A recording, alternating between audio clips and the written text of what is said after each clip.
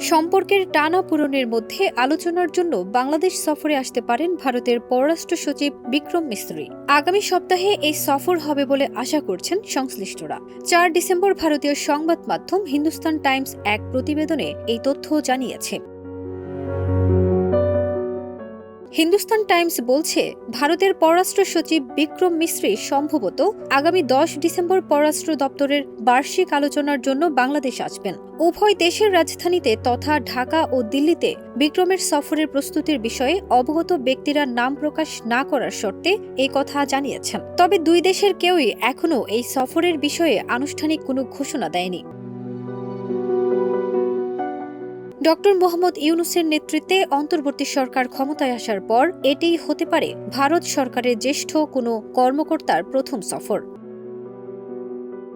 ফারজানা নিকিতা, দেশ রূপান্তর।